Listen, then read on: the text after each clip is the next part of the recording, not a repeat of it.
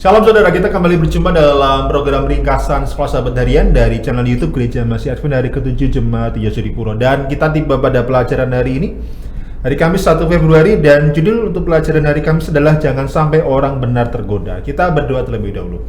Bapa di surga, tatkala kami akan mempelajari firman-Mu, biarlah Roh Kudus-Mu yang mengajar kami, menuntun, membimbing, dan juga menginsapkan kami. Terima kasih. Dalam nama Tuhan Yesus kami berdoa. Amin. Saudara, saat kita melihat dan mempelajari beberapa tokoh-tokoh terkenal di dalam Alkitab, apakah ketakutan terbesar mereka dalam kehidupan ini? Dan apa yang mereka paling pergumulkan di dalam kehidupan ini? Apakah ketakutan akan penderitaan, takut kalau mereka menghadapi aniaya, kalau mempertahankan iman membuat mereka mengalami dampak konsekuensi daripada pilihan mereka mempertahankan iman? Tidaklah selalu seperti itu, saudara. Dan ketakutan terbesar mereka adalah ketika mereka hidup dalam kondisi lingkungan yang begitu jahat, entah itu dalam berupa kesenangan atau mungkin dalam bentuk ancaman-ancaman. Yang membuat mereka khawatir adalah kalau jangan sampai kemudian pada akhirnya mereka tergoda untuk melepaskan iman dan jatuh kepada pencobaan yang mereka hadapi. Dan ini pula yang dihadapi oleh para pemazmur, saudara. Para pemazmur meratapi kemakmuran orang-orang jahat dan tantangan yang ditimbulkan oleh fakta ini terhadap orang-orang benar. Jadi mereka khawatir tentang hal ini. Mereka khawatir dengan diri mereka sendiri kalau kemudian mereka tergoda untuk jatuh, atau mungkin orang-orang benar yang ada di sekitarnya, umat-umat Tuhan yang lain, yang saudara-saudara mereka, sahabat-sahabat mereka, kemudian jatuh pula di dalam pencobaan yang dihadapi dan kejahatan yang di sekitar mereka. Orang-orang jahat tidak hanya menjadi makmur, tapi kadang-kadang juga secara terang-terangan meremehkan Tuhan dan juga menindas, mengolok-olok orang lain. Saudara masih ingat ketika Yesus mengalami penderitaan di kayu salib, beberapa orang mengolok-olok saudara. Orang lain kamu selamatkan, orang lain kamu sembuhkan. Mengapa kamu tidak menyelamatkan dirimu sendiri? Itu yang dihadapi oleh realita begitu banyak orang dari zaman para pemazmur masih hidup dan hingga juga di zaman kita ini. Dan itu yang menjadi kekhawatiran para pemazmur, jangan sampai kemudian karena kesukaran hidup, karena olok-olok, karena kesenangan di sekitar kanan kiri yang bisa menjebak mereka ke dalam dosa, dan mereka khawatir kalau kemudian pada akhirnya umat-umat Tuhan kemudian tergoda kepada pencobaan dan jatuh ke dalam dosa, saudara. Tapi doa mereka dalam Mazmur 37 ayat yang pertama mengatakan, jangan resah karena orang yang berbuat jahat dan jangan iri terhadap orang yang berbuat jahat. Dan ayat yang ke-8, berhentilah marah dan tinggalkan murka. Janganlah khawatir, itu hanya mengarah pada perbuatan jahat. Jadi dia mengamarkan selain untuk diri sendiri, juga kepada orang-orang di sekitarnya, dan juga kepada kita membaca dua ayat ini. Jangan tergoda dan jangan khawatir dengan kejahatan. Dan ingat, hati-hati, tinggalkan itu semua karena itu bisa mengarah pada perbuatan jahat. Dan Mazmur 125 ayat yang ketiga mengatakan, sebab tongkat kejahatan tidak akan berhenti di negeri orang benar, sehingga orang benar tidak akan mengeluarkan tangannya untuk berbuat jahat. Ini menjadi doa dan harapan daripada para pemazmur.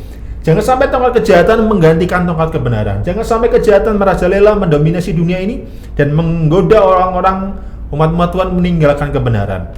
Dan pada akhirnya apa yang membuat para pemazmur kemudian berhasil melewati krisis sehingga mereka mempertahankan iman mereka? Dalam Mazmur 73 ayat yang pertama, Mazmur Asaf mengatakan ayat yang pertama sangat bagus di sana, sesungguhnya Allah itu baik bagi mereka yang tulus hatinya, bagi mereka yang bersih hatinya. Jadi mereka memang janji Tuhan, bahwa Tuhan begitu baik bagi orang yang tulus hatinya dan juga bersih hatinya. Tapi saat kita membaca ayat kedua, ketiga, dan seterusnya, mereka menyatakan sebuah ungkapan bagaimana orang-orang jahat tampak begitu sejahtera, tampak begitu makmur, dan mereka khawatir kalau kemudian mereka tergelincir, saudara. Dikatakan ayat yang kedua, tetapi aku sedikit lagi maka kakiku terpeleset, nyaris aku tergelincir. Jadi mereka khawatir tergelincir bukan karena jalan licin dan lain sebagainya, tetapi apa yang menyebabkan mereka takut kalau mereka akhirnya tergelincir dalam kehidupan rohani mereka? Karena ayat yang ketiga mengatakan, sebab aku cemburu kepada pembual-pembual kalau aku melihat kemujuran orang-orang fasik. Ketika mereka melihat orang-orang fasik begitu mujur dan beruntung, mereka takut kalau mereka tergelincir. Tapi akhirnya, saudara, saat kita membaca di ayat yang ke-17, para pemazmur kemudian melihat pada akhirnya kemanakah akhir nasib daripada para pembuat kejahatan itu.